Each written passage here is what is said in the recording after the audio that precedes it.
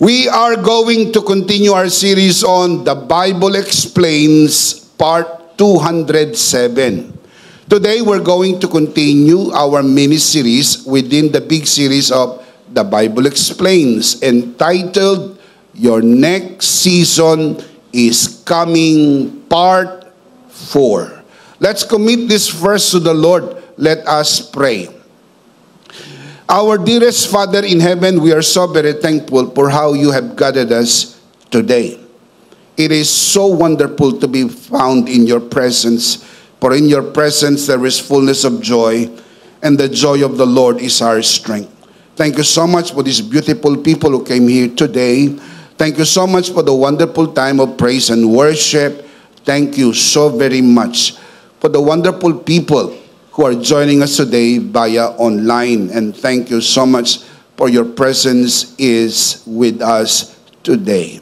We commit to you this time, even this learning time, and it is our heartfelt prayer that everything that will be said and done only for your glory and for the blessing of everyone. This we pray, Father, only in the name of your Son, our Lord and Savior, Jesus Christ, by the power of the Holy Spirit, and everybody would just simply say, Amen. Palakpakan po natin ang Panginoon. Amen. Amen. When we started this series, we talked about first the life of Noah. Then we move on. We talk about Abraham. Last Sunday, we talked about Jacob. Today, we are going to talk about Joseph, one of the 12 sons of Jacob, and he was Rachel's son. So let me share with you today about what happens when grace finds you from the story of Joseph. Let's begin. Number 1. Grace finds you in a pit.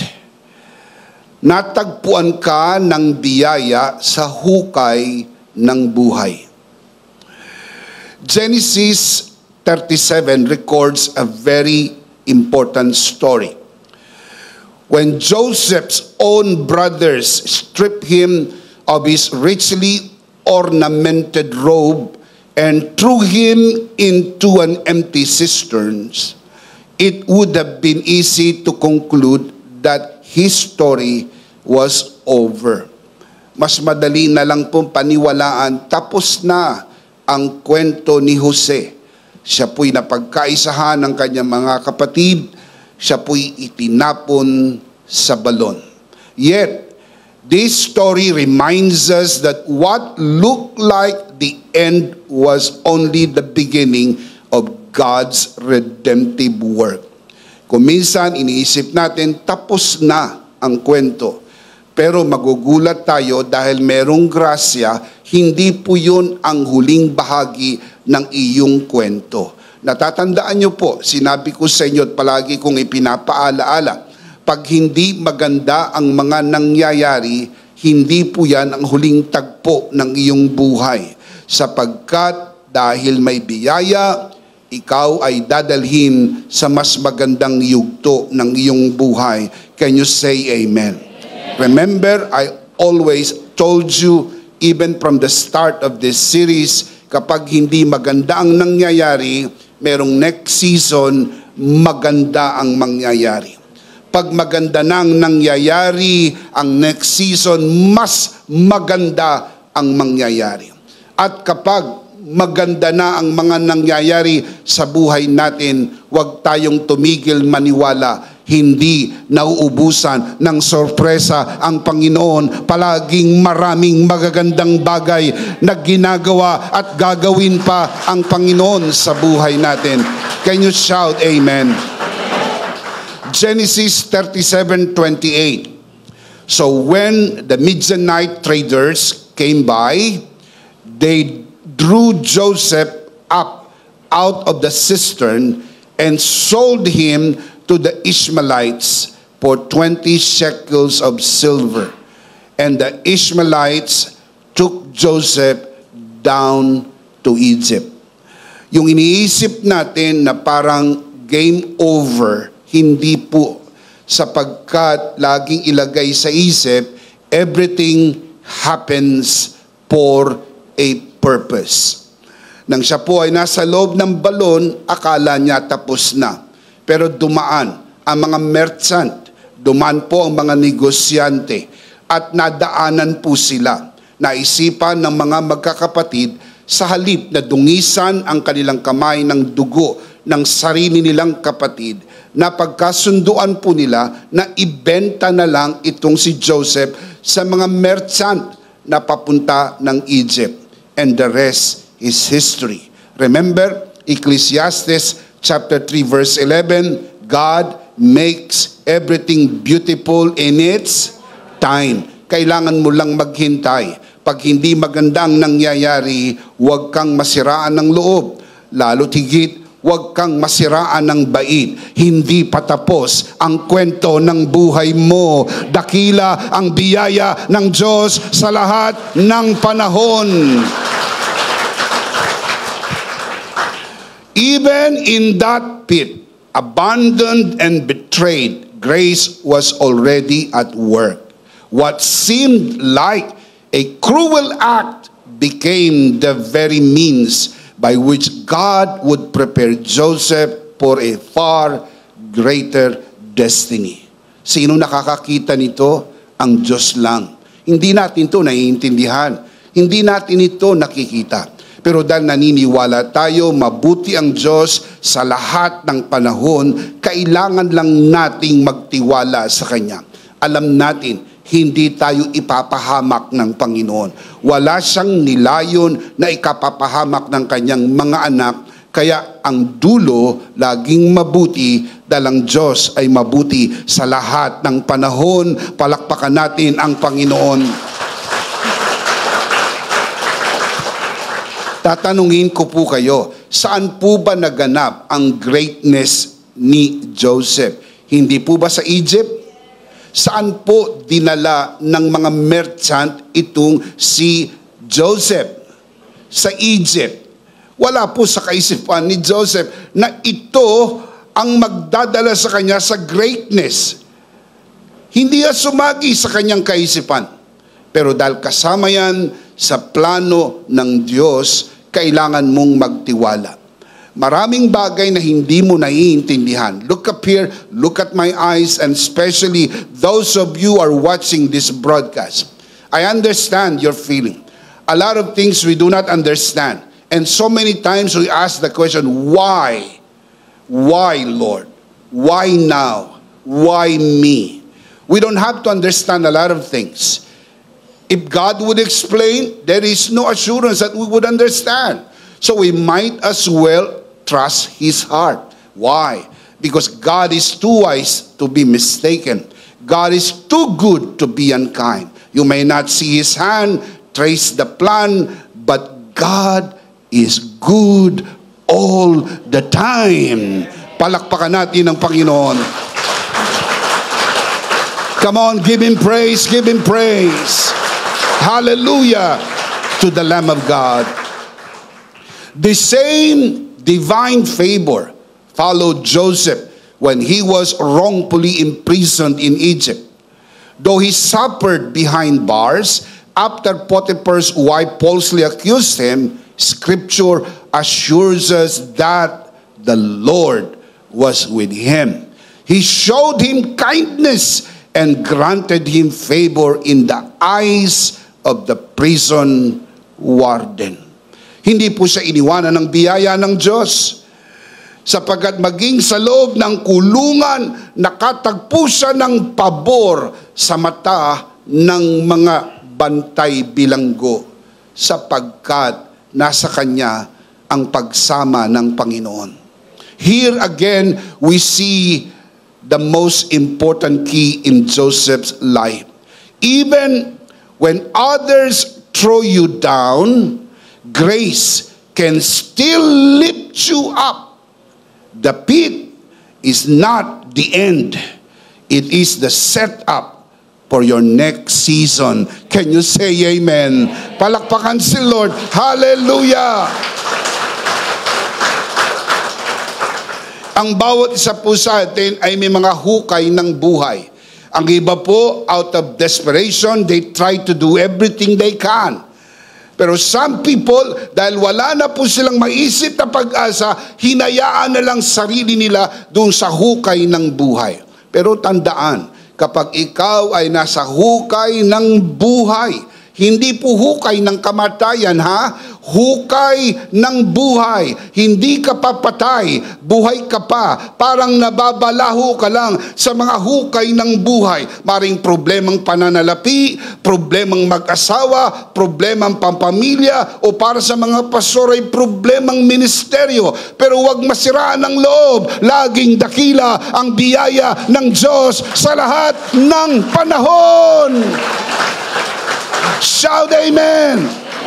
Everybody shout, in Christ my next season is coming. In Christ my next season is coming. One more time. In Christ my next season is coming. Do you really believe that? Amen. Palakpakan natin ang Panginoon. Praise God.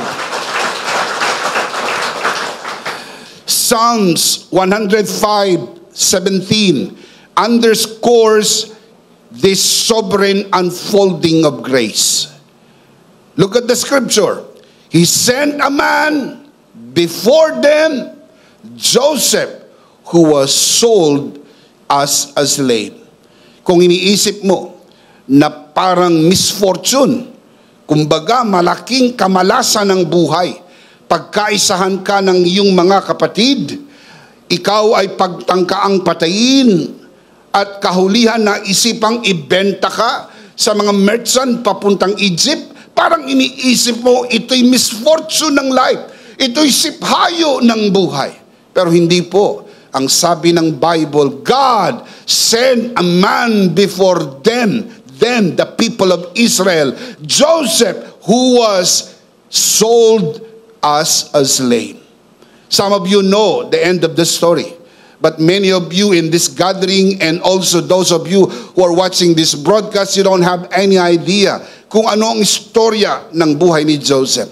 Pero later on, before this message ends, you will have a very good picture of what I'm trying to get across to your heart. Lagi lang ilagay sa isip, far from being forgotten, Joseph's trials position him to interpret Pharaoh's dreams and to lead Egypt and all the surrounding countries around the world in that time. Mga kapatid, yun po ang intabladong naghatid kay Joseph upang makapasok sa court of Pharaoh, na maipaliwanag niya ang panaginip ng paraon, and the rest is history. You can read the story in Genesis chapter 41. Joseph's story beautifully illustrates Romans 8:28, that in all things, how many things? In all things, God works for the good of those who love Him. Do you love God?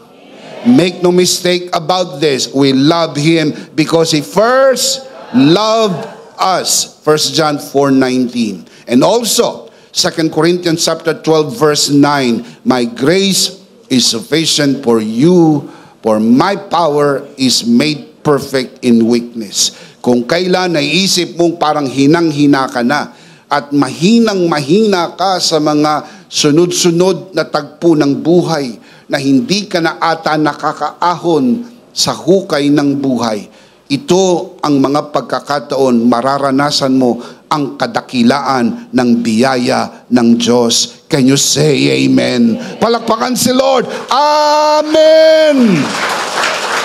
Come on, clap your hands to the God of grace that we serve. Hallelujah. Similar thing happened to Jeremiah.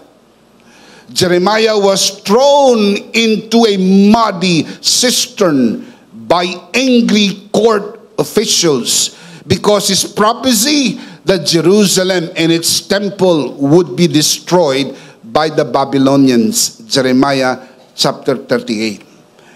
Ang naging kapalit ng pagbigkas ng hula na ibinigay ng Diyos sa puso ni Jeremias ay siya po ay kapuutan ng mga tao sa kanilang kapanahunan at siya po itinapon din sa balon. Pero hindi basta balon, maputik na balon. Bakit? Sapagkat sa ganitong kalagayan, mga kapatid, na ipahiwatig ng mga tao sa panahong iyon ang kanilang galit sa salita ng Diyos. Kapag ang tunay na mangangaral ay nagsasalita ng katotohanan, siya po ay kinamumuhian ng mundo. Hindi ka maaring maging tunay na mangangaral at the same time isang politiko. Dahil ang objective ng mga politiko, makuha ang boto at pabor ng mga tao. When you stand for the truth, when you preach the truth, hindi ho maraming mga taong matutuwa sa iyo. May mga magagalit, may mga maiinis, may mga lalaban, may mga bashers, may mga magsasalita ng laban sa iyo. May mga hindi sasang-ayon sa iyo. Pero lakasan mo ang iyong loob. Kapag kakampi mo ang Panginoon, walang sino mang mananaig laban sa iyo. Say amen. The Bible says, if God be for you, who can be against you? Yan ang naging kalagayan po ni Prophet Jeremiah. Binibigkas lamang niya kung anong inilalagay ng Panginoon sa kanyang puso. Matapat, walang labis at walang kulang. Noong 627 BC, inihula ni Propeta Jeremias na ang Jerusalem ay aatakihin ng Babylonia, sisirain ang templo, at ang mga matitirang buhay ay dadaling bihag sa Babylonia. Walang naniniwala sa kanya. May mga tao ayaw ng katotohanan. Pero can you imagine in your mind, meron ding ilang naniniwala. Pero minority. Mas marami ang gusto ng good life. Maraming mga taong gusto lamang yung mga bagay-bagay ng kamunduhan. Pero kapag kinukompronta sila ng katotohanan ng salita ng Diyos, hindi na sila mapakali. Sila po, mga kapatid, ay nagagalit at pilit na pinapatigil ang mga nangangaral ng katotohanan. Exactly. 586 BC, naganap ang hula ni Propeta Jeremias. Sa utos at sa pangunguna ni King Nebuchadnezzar ng Babylonia, sinalakay po ang Jerusalem, sinira ang templo, at dinalang bihag ang mga Hudyo sa Babylonia. At sila'y na-exile sa Babylon for 70 long years. Pero isang bagay ang gusto ko pong mapansin ninyo, it took 41 years bago natupad ang hula. 41 years. Ang tagal na nagbibigay ang Diyos ng babala, pero may mga taong hindi naniwala. May mga taong hindi nagbigay ng pansin sa salita ng Panginoon. Tayo nabubuhay sa kaparehas sa panahon na kailangan po nating maging maingat, sapagkat marami na pong nangangaral at nagtuturo ng maliwanag mensahe ng biyaya. At kailangan marinig ito ng marami nating kababayan, hindi lang sa Pilipinas, kundi ang mga Pilipinong nagkalat sa iba't ibang panig ng mundo at maging ang mga banyaga. Kailangan nilang marinig na sa pamagitan ng tinapos na gawa ni Kristo sa krus ng Kalbaryo, inako niya na ang ating mga kasalanan. Pinatawad na tayo ng Panginoon sa lahat ng ating kasalanan. Mabuting balita ang tinapos na gawa ni Kristo sa krus ng Kalbaryo. Shout amen!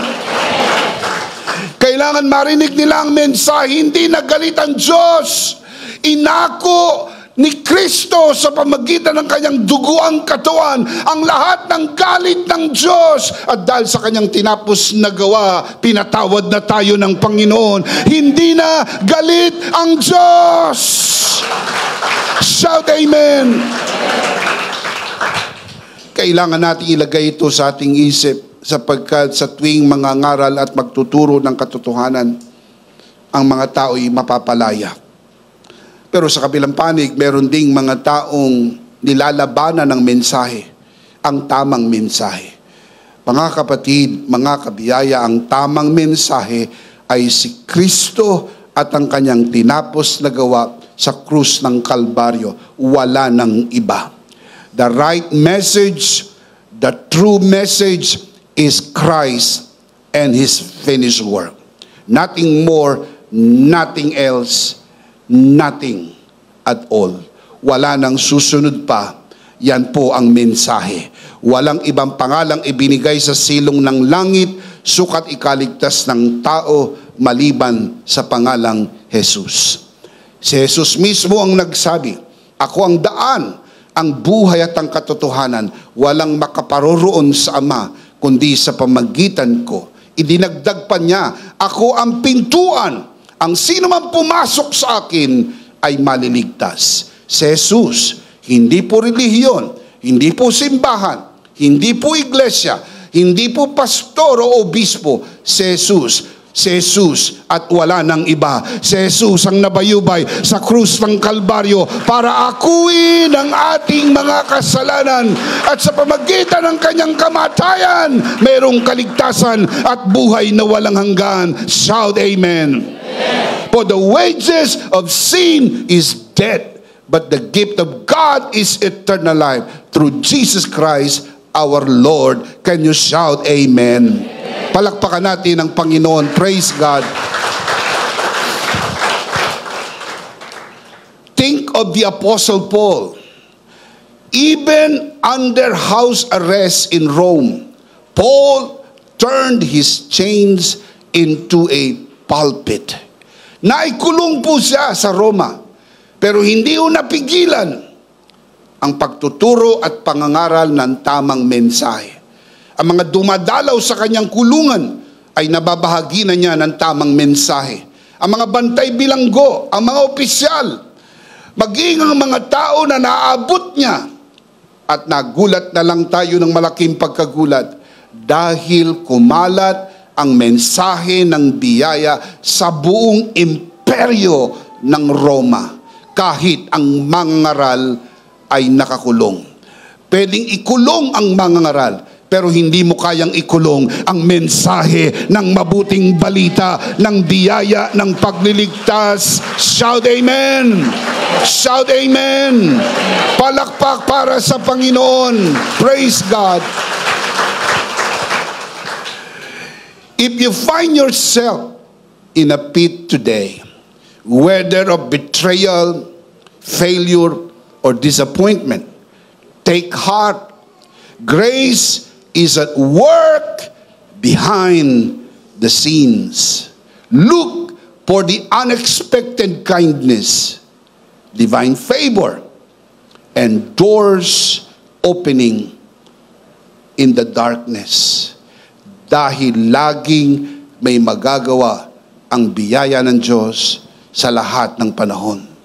Remember, the pit is not your destination, but the launch pad for your next season. Grace finds you in the pit so that it can lift you into the extraordinary.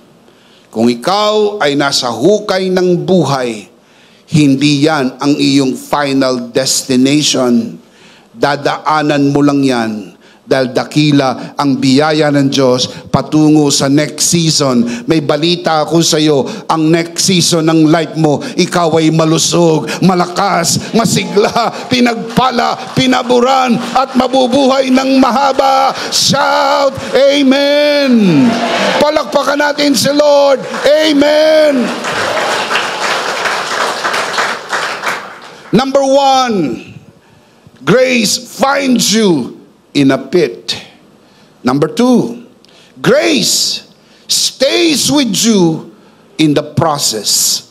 Ang biyaya ay nag-i-stay sa iyo sa panahon ng paghihintay. Yun po yung malaking problema ng bawat isa, kung aaminin lang ninyo, yung kakayahang maghintay dahil naiinip tayo. Alam nyo kung bakit ito ang tao naging mainipin ngayon? Dahil maraming mabibilis na mga bagay-bagay na ang nangyayari. Nung isang araw lang, walang boyfriend. Nung isang linggo, may asawa na. Ang bilis naman. Nung isang araw, nandun lang po siya sa isang sulok na hindi kilalang bahagi ng mundo. Nung sumunod na araw, nandun na po siya sa Europa. Ang bilis naman. Maraming mabibilis na nangyayari sa mundo. Mabilis na rin po kasi ang takbo ng mundo. Dati ang mga sasakyan mababagal. Karitela, kalesa. Ngayon, mabibilis na ang mga sasakyan. Dati ang kalsada ay baku-bako. Ngayon, simentado na ang daan. At meron na tayong mga skyway. Meron na tayong mga mabibilis na sasakyan. May jet plane, may bullet train. At may mga mabibilis ng takbo ng sasakyan. Kaya ang tao di na naiinip. Sapagkat may mga sasakyan nga. Sa Japan, hindi ka pa nasandal, nandun ka na. Pag upo mo pa lang, hindi ka pa sumasandal. Di pa naubos yung candy sa bibig mo. Nandun ka na. Napakabilis. Pero noong unang panahon, nakatulog at nagising, nandun ka pa rin. Kaya ho, talagang mas pasensyoso ang mga tao noong unang panahon.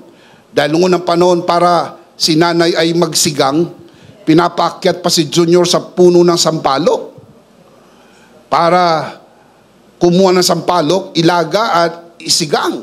Ngayon hindi na. Tatawid ka lang sa kabilang kalsada, meron ng instant pang-asim. Kung wala naman sa kabilang tindahan, dyan mismo sa iyo, nandyan na ang asim. Kili-kili lang. Noong unang panahon, si tatay pag gustong magkape, kailangan niyang magbusa ng bigas. At lalagain. Pagkatapos ay sasalain sa medyas. Ngayon, may mga instant coffee. Na lahat yan ay sinabi ko po sa inyo para malibang kayo. At isipin po ninyo na iba na pala itong mundong ginagalawan natin. Dati para magpadala ka ng sulat, ang tawag yan snail mail. Inaabot po ng linggo at buwan. Kaya yung mga mag-asawa magkahiwalay, dahil po sa trabaho sa ibang bansa, at buntis yung asawa, pag sumulat po yan, isusulat niya, nanganak na siya.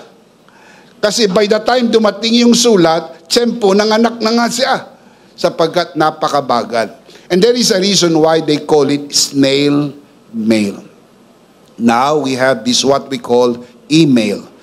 Sa isang pindot sa keyboard, in less than 5 seconds, ang sulat mo'y nakarating na sa dulo ng mundo. Bakit? We are now living in the last of the last days.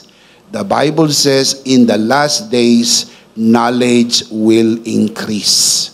Ito na ho yung panahon na ito.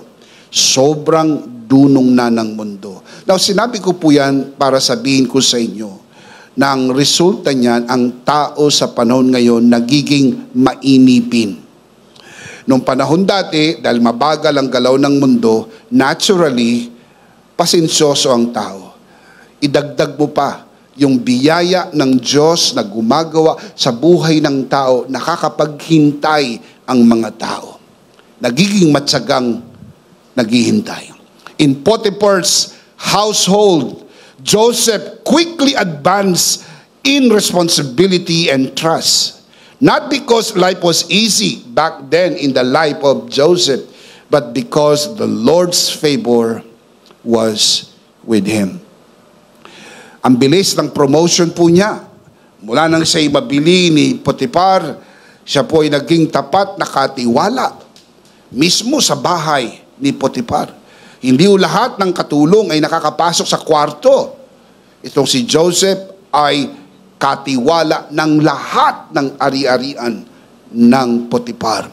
Genesis chapter 39, verse 2 up to verse 4 tells us, the Lord was with Joseph so that he prospered and he lived in the house of his Egyptian master. Joseph prospered. Look at the verse. Tell me why he prospered. The Lord was with Joseph. Ang sekreto ng pag-unlad ni Jose ay hindi ang kanyang educational background, hindi po ang kanyang curriculum vitae, hindi po ang relationship with anyone, hindi po connection, wala siyang connection, wala siyang curriculum vitae, pero dahil sinamahan siya ng Panginoon, pinagtagumpay siya ng Panginoon. Can you say amen? Verse 3, when his master saw that the Lord was with him, and that the Lord gave him success in everything he did, Joseph found favor in his eyes. Sinong nakakita na kasama ng Panginoon itong si Jose, at si Jose ay kasama niya ang Panginoon? Yung Egyptian master, unbeliever ang nakapuna. Something is different. Merong kakaiba sa iyo. May sumasama sa iyo. Merong nagiging dahilan ng pagiging matagumpay mo. And the Lord was with Joseph. Can you say amen? Yan ang sikreto ng bawat isa sa atin. May balita ako sa inyo. Ang Panginoon na sumama kay Jose ay ang Panginoong kasama natin araw-araw ng ating buhay. Amen.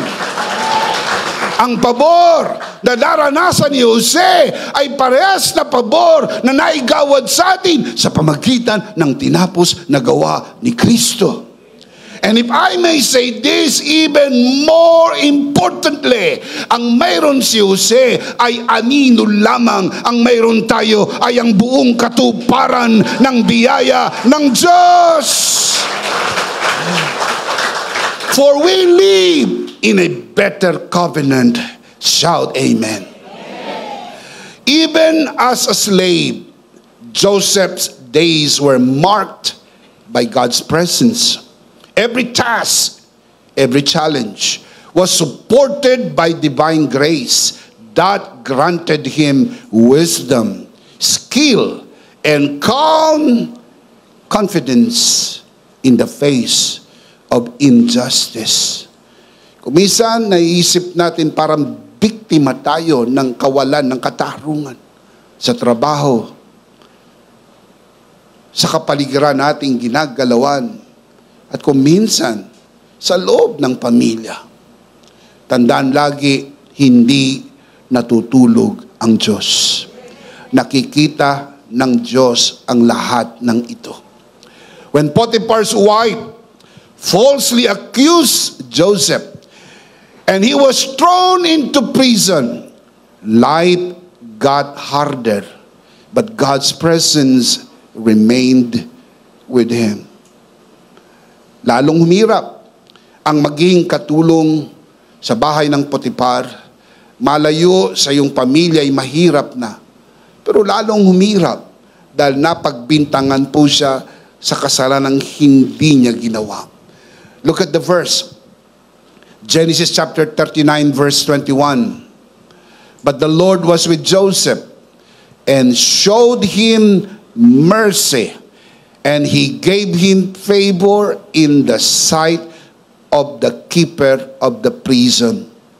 God can cause that favor dahil hawak ng Panginoon ang puso ng lahat ng tao, maging ang puso ng hari. Kaya hindi mo kailangan sumipsip, hindi mo kinakailangan mamulitika. Kailangan mo lang magtiwala sa Diyos, dahil kapag kinanti ng Diyos ang puso ng sino man, makakatagpo ka ng pabor, bigay ng Panginoon. In that dark cell, grace did not remove the hardship, but kept Joseph faithful, strengthened his heart, and helped him encourage other prisoners. Listen to this. Wherever Joseph went, whether in the palace or in prison, grace walked with him. Kahit saan tayo pumunta, hindi tayo iiwanan ng biyaya ng Diyos. Kahit saan. Amen. Amen. Same thing happened with Daniel.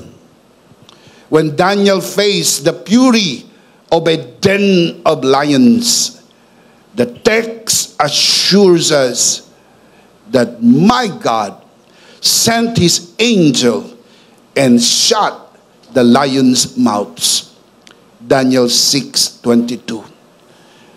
Sa buhay na ito, saan ka man matagpuan, inassure sa atin ng Scripture, hindi niya tayo iiwanan, hindi niya tayo pababayaan. Daniel did not escape the trial, but the grace of God's presence kept him unharmed. Yun ang kailangan natin. Ang biyaya ng Diyos. Hindi ipinangako ng Diyos, hindi uulan. Hindi pinangako ng Diyos na palaging aaraw. Ang ipinangako ng Diyos, umulan at umaraw, sasamahan kita, hindi kita iiwanan, hindi kita pababayaan. Shout amen! Likewise, with Shadrach, Meshach, and Abednego, were not spared the fiery furnace. Yet, the fourth figure, resembling as son of the gods, walked with them in the blaze. Daniel chapter 3 verse 25. Hindi ho ipinangako ng Diyos na walang pagsubok. Hindi ho ipinangako ng Diyos wala tayong pagdadaan ng pag-uusig. Hindi sinabi ng Diyos walang bashers. Hindi sinabi ng Diyos walang opposition. Merong opposition, merong bashers, merong persecutors. May mga mainggit sa ginagawa ng Diyos sa buhay mo, kaya magsasalita sila ng laban sa iyo. May mga hindi magugustuhan ng mensaheng dala mo, sila ilalaban sa iyo. Hindi ho tayo exempted. In fact, pinagpauna na ng Panginoon, in the world you shall have tribulation, but be of good cheer. Relax, smile. Be of good heart. I have overcome the world. Kung dinaig na ng Panginoon ng mundo, wala ka nang dapat ipangamba. Nasa panig ka ng mananagumpay. Nasa panig ka ng tagumpay. Walang pagkagapi. The victor lives inside you, and you become more than conquerors through Jesus Christ our Lord. Isinama ka na sa parada ng kanyang tagumpay, at ang bango ng halimuyak ng kanyang tagumpay ay nasa iyo. Kaya wala kang dapat ipangamba. Dakilang biyaya ng Diyos. The trial continued, but the grace of God's presence remained with them, even in the fiery furnace. Grace doesn't remove struggles. It stays with you through them. Joseph had favor at every step. And at the same grace is yours today. Ang biyayang sumama kay Jose ay nasa atin. Can you say amen? Amen. In work, in waiting, or hardship, when trouble comes, remember, you won't face it alone. Look at the last line. God's grace is always with you. Sabihin natin, God's grace is always with me. God's grace is always with me. One more time. God's grace is always with me. Do you believe that? Amen. Number 2, grace stays with you in the process.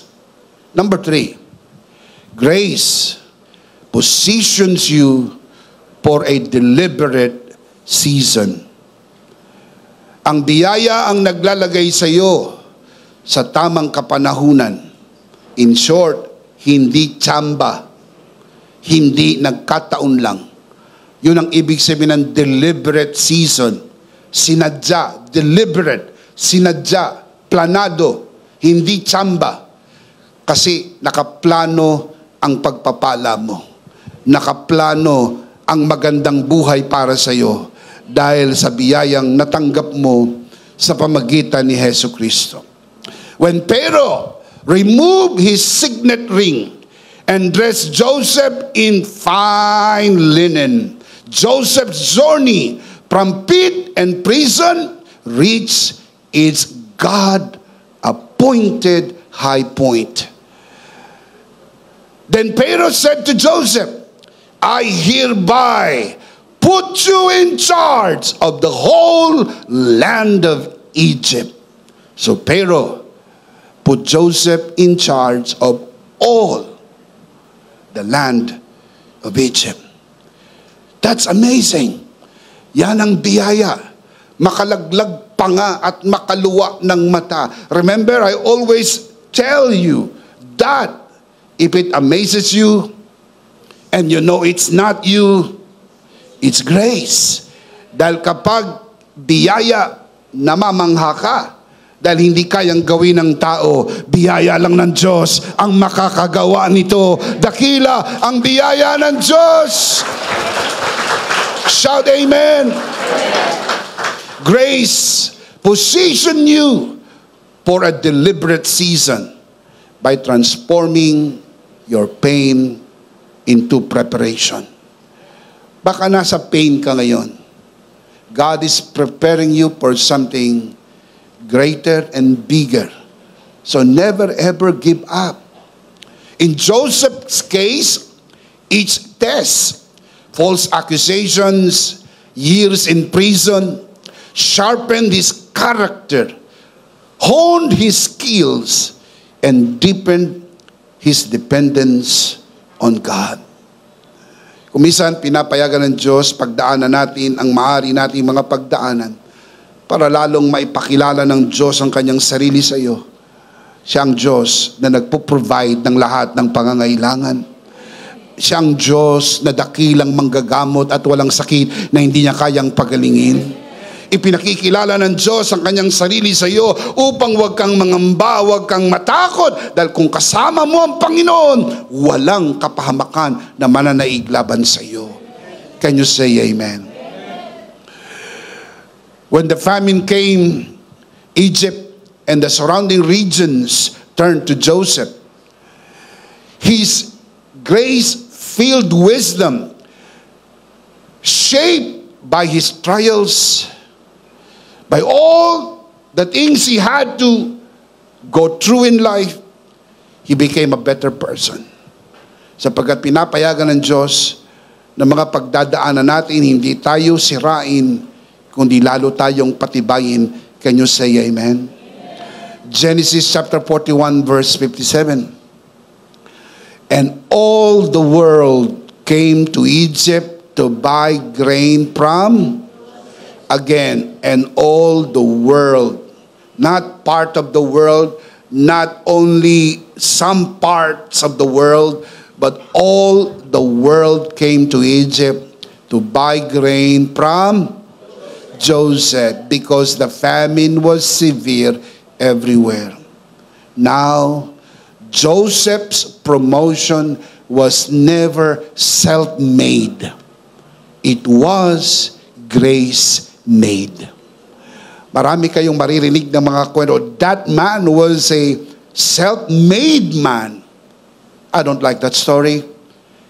It's a better story to tell. That man was a grace-made man. Dahil alam mo, hindi yan gawa ng tao, gawa yan ng biyaya ng Diyos sa buhay mo. Amen?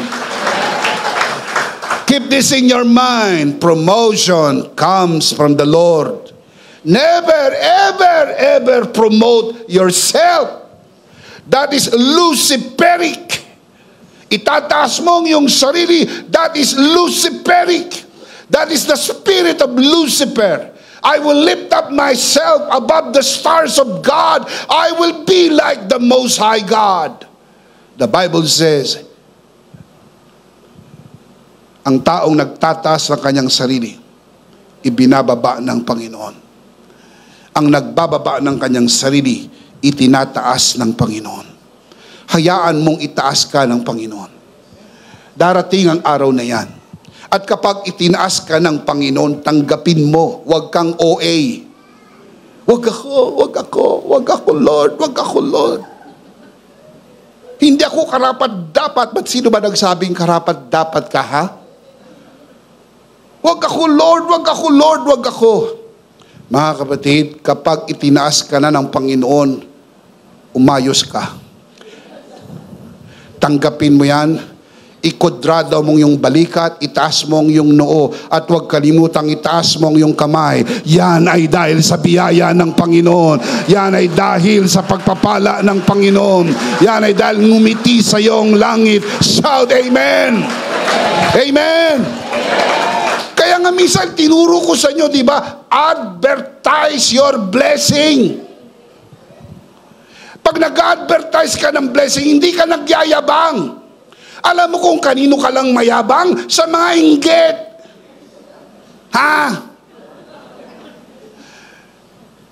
Doon lang sila nag-iisip ng masama, yung inggit. Dahil may kasabihan, pagka-inggit, pikit. Hindi nila nakikita yon. Kaya pag nagpo-post ka ng pagpapala, pabor, nakasakay ka sa aeroplano, may mga nagla-like. Pero yung mga inggit, hindi.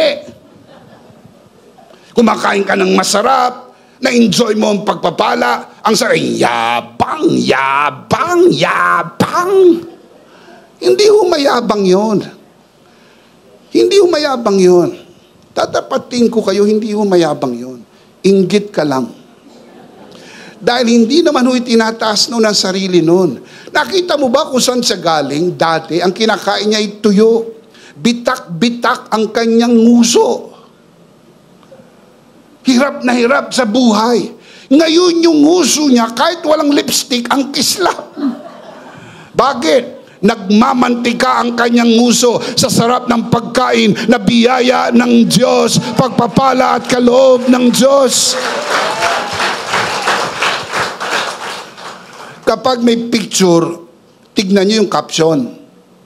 Kasi ang magsasabi kung tama yung picture, yung caption. Kapag ang ibinida niya yung sarili niya, dahil siya'y graduate with honor, dahil siya'y Dean's Lister, dahil etc., yabang mo! Pero kapag ang nakalagay doon ay Charito, blessed and highly favored, pinagpala ako ng Diyos, pinaburan ako ng Diyos, hindi ka mayabang, itinataas mo lang ang Panginoon, niluluwalhati mo ang Panginoon. Shout amen! Sabi ni Apostol Pablo, kung ako'y magyayabang, ipagyayabang ko ang Panginoon. May karapatan kang magyabang, ipagyabang mo ang Panginoon. Ipagyabang mo si Kristo at ang kanyang tinapos na gawa sa krus ng Kalbaryo. Yun ang nagpabago ng buhay mo. Yun ang nagpaunlad ng buhay mo. Yun ang nagtaas sa iyo. Yun ang nagpala sa iyo. You are a grace-made man and woman as well. Shout amen. Everybody say, I am a grace-made man. Pero kung woman ka, woman sabihin mo ha? 1, 2, 3. I am a grace-made man. Woman. Ayusin na lang natin para maganda. Mga lalaki muna. Taas ang kamay ng mga lalaki. Everybody say, I am a grace-made man. I am a grace-made man. Mga babae naman. 1, 2, 3. I am a grace-made woman. Mas marami talaga ang babae. Palakpakan natin si Lord. Praise God. Amen. Similar with Esther. Esther, an orphan in exile, unexpectedly made queen. This is a classic example of a deliberate season. God placed her there for such a time as this, so she could rescue her people. And the rest is history. Ito pong si Esther ay isang orphan. Hindi sumagi sa kanyang kaisipan na siya'y magiging reyna ng Persia at magiging asawa ng King Xerxes the First. Pero inilagay siya ng Panginoon po doon for such a time as this, because this is what you call deliberate season.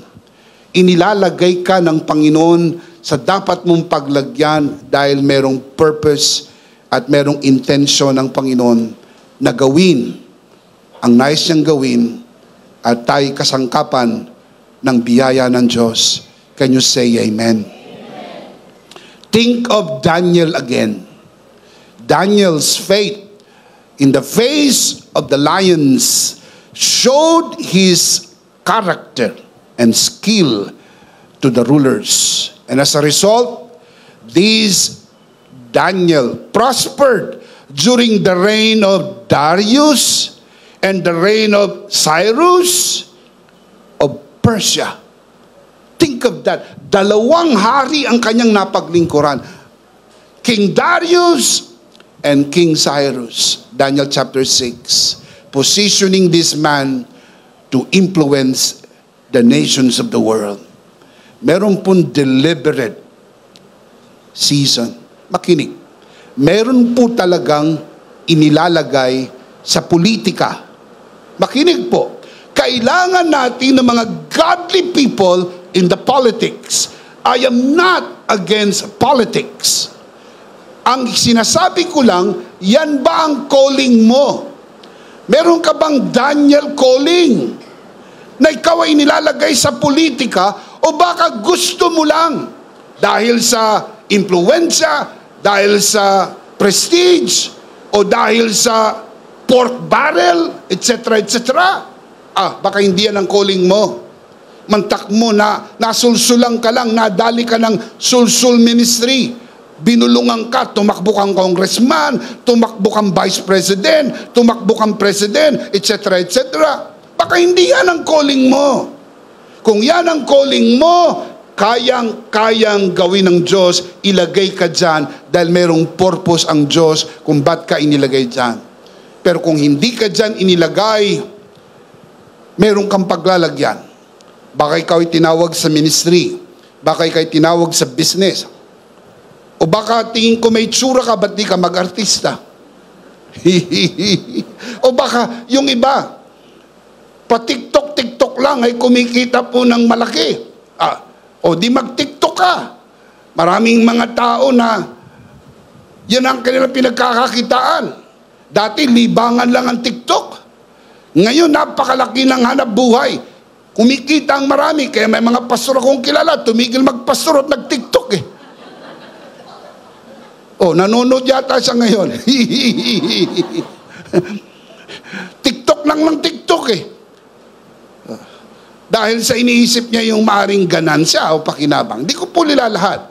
Pero alamin mo kung saan ang deliberate season na pinaglalagyan sa iyo ng Panginoon. Can you say amen? Daniel's promotion wasn't just a reward.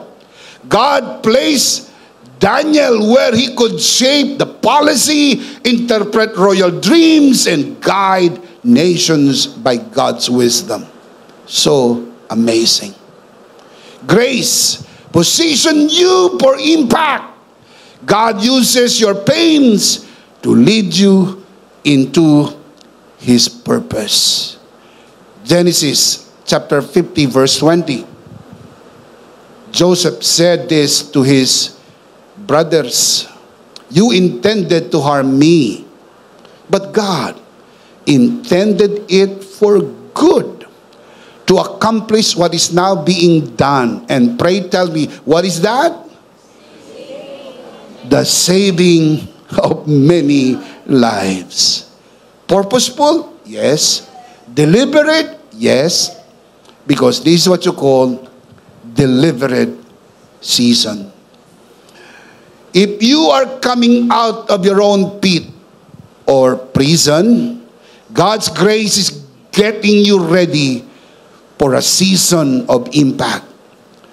Your scars are badges of preparation, not shame. These trials have trained you for the role God has for you. Huwag mong ikahiya ang mga peklat ng mga pinagdaanan mo sa buhay. Dahil ang mga peklat na yan ang nagpatibay ng iyong paniniwala sa biyaya ng Diyos. Pagkalipas ng mga pagsubok, darating ang rumaragasang pagpapala at pabor ng Diyos sa iyong buhay. Palakpakan natin ang Panginoon. Praise God. Praise God. Let's see them again. You can see this on your screen.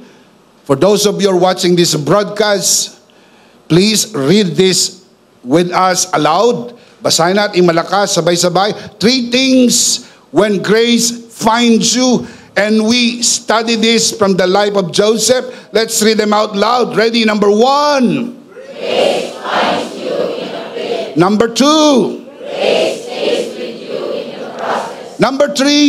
Grace positions you for a deliverance. Now, let's talk about the life application. Number 1, don't let others' mistake steal your goodness. Huwag mong payagan ng pagkakamali ng iba, mawala ang kabaitan mo. Mabait ka eh. Pero may mga tao sa paligid mo hindi mabait eh. Ang bait mo eh. Dahil nga lang napunta ka sa hindi mabait na asawa eh. Ba't naman kasi yan ang pinili mo eh? Dami nang liligaw sa'yo nun eh. Bakit yan? Siguro napagkamala mong anghel yan. Ang bait nito, Bishop, noon, ang bait. Ang bait nito. Sobrang bait. Hindi ko lang nalaman, demonyo pala eh. Kahit to, maraming hindi mabait sa paligid nyo, manatili ka pa rin mabait. Can you say amen?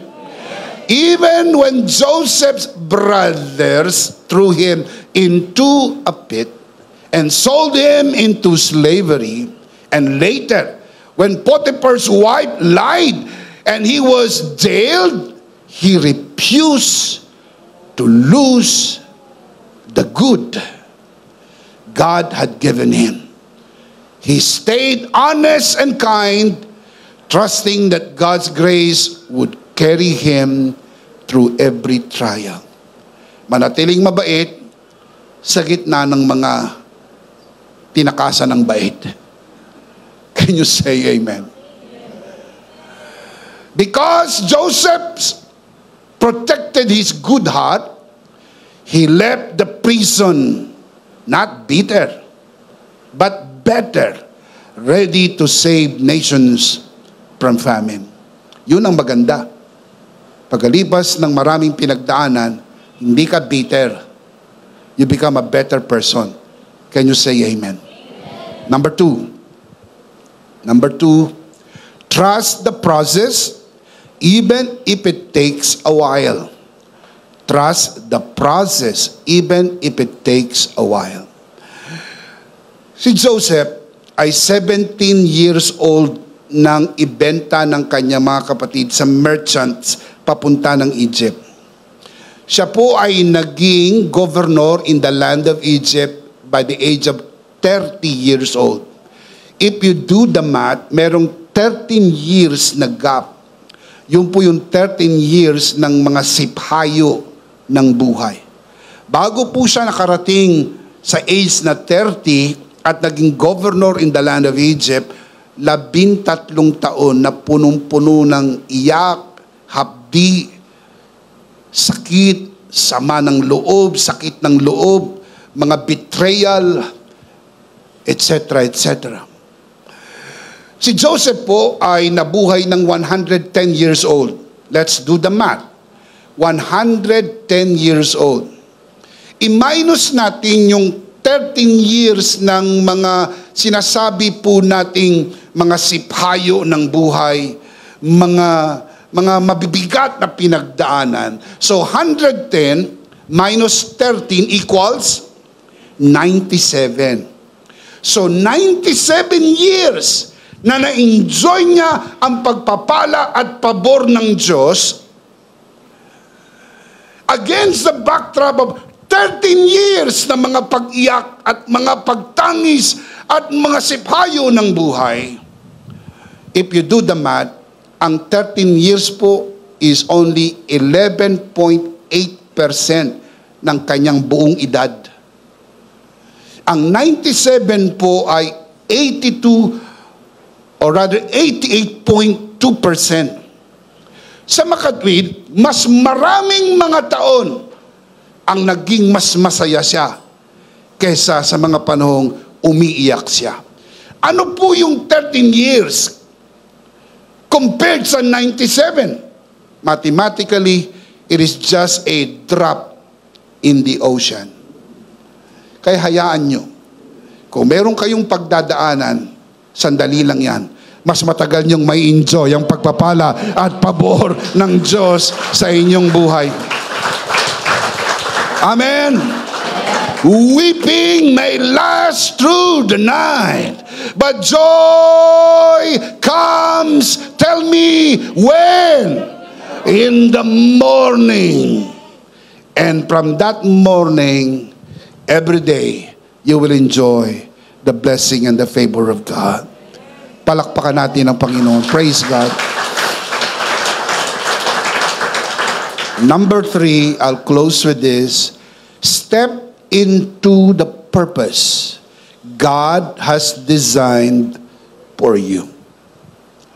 When you sense God opening doors, even if you can't trace every step, have the courage to walk through them and embrace the mission He has designed for your life. Hindi obligado ang Diyos ipaliwanag sa atin lahat. Pero obligado tayong magtiwala sa Diyos.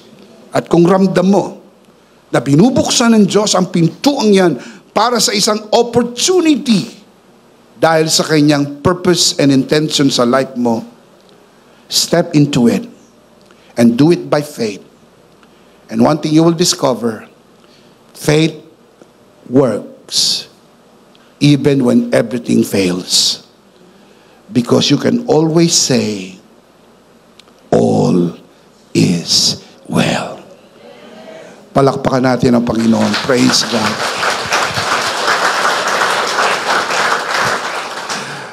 Let's see them again. Basahin natin malakas, sabay-sabay. Ito po yung life application. Malakas, umupo ng maayos. Isuot ang sinturong pangkaligtasan. Fasten your seatbelt. This is the touchdown. Ready, malakas. As in, malakas, sabay-sabay. Application, life application. Number 1.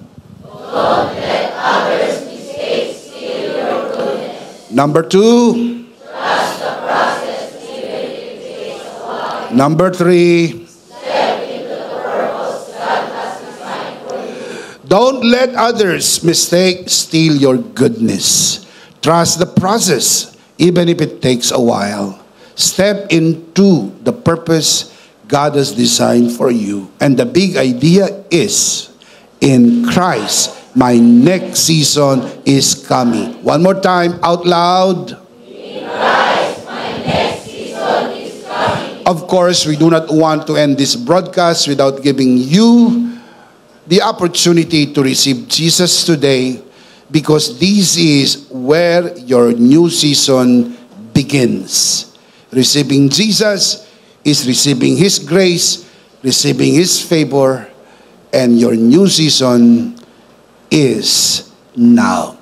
Kung nais mong tanggapin ang Panginoon sa iyong puso bilang Panginoon at sarili mong tagapagligtas, manalangin tayo ng pagtanggap. Itaas natin ang ating dalawang kamay sa lahat ng narito sa loob ng bulwagan na ito. At doon sa mga nanonood sa broadcast, taas ang dalawang kamay, ipikit ang mata, manalangin tayo ng pagtanggap at ariin mo na isang personal mo itong panalangin. Manalangin po tayo. Panginoong Hesus, ako po'y makasalanan. Hindi ko po kayang iligtas ang aking sarili.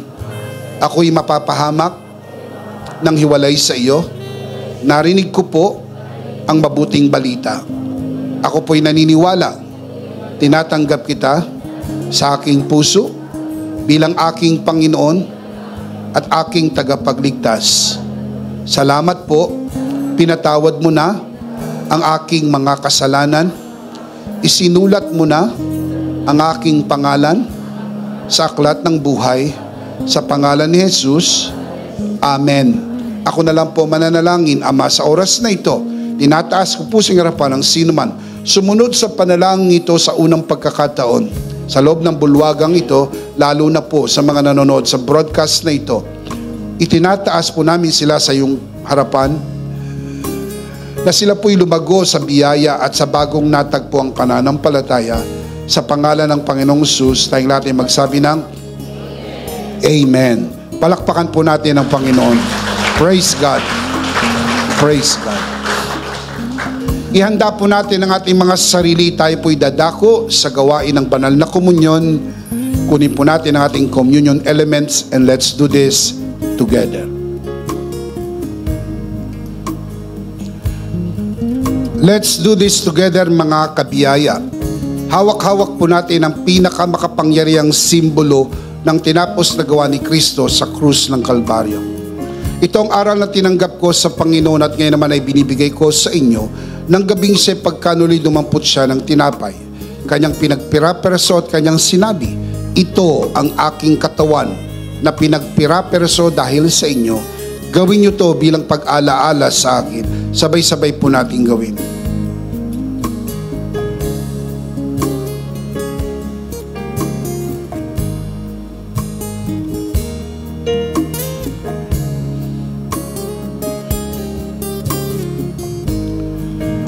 Gayon din naman matapos maghapunan, ni kanyang hinawakan ng saro at kanyang sinabi, ito ang saro ng bagong tipan na pinagtibay ng aking dugo. Gawin niyo to bilang pag-alaala sa akin. Sabay-sabay po natin gawin.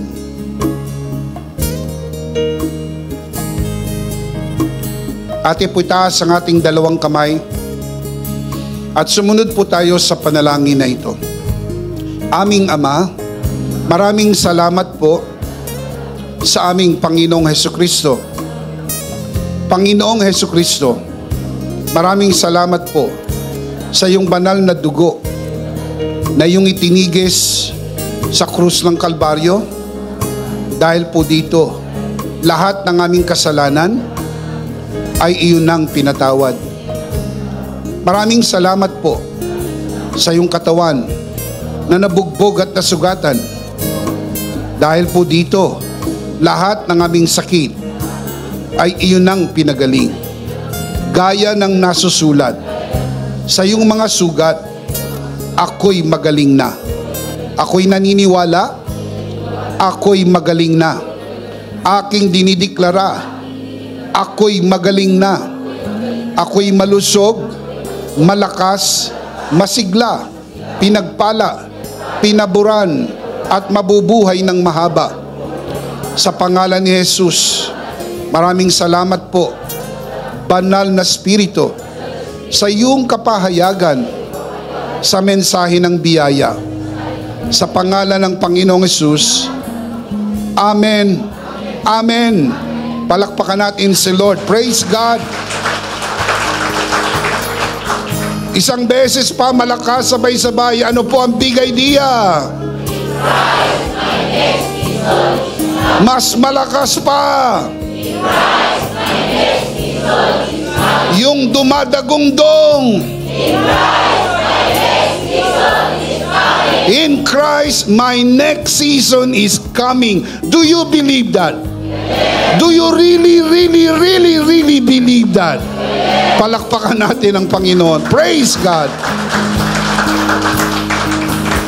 Last of all, let me speak to your heart, you who are watching this broadcast. If this broadcast has blessed you, and if not asking too much, I would like you to bless this ministry with your love offering, so that together we can reach the world with the message of full grace. And from the bottom of our hearts here at EMI, we would like to say, thank you for giving to the Lord. We'll see you next Sunday, purposely on site, but definitely we'll see you again online. Ako po si Bishop Emmy, kasama po si Pastor Joe at ang kabuuan ng The Lord's Community and EMI Broadcast. Maraming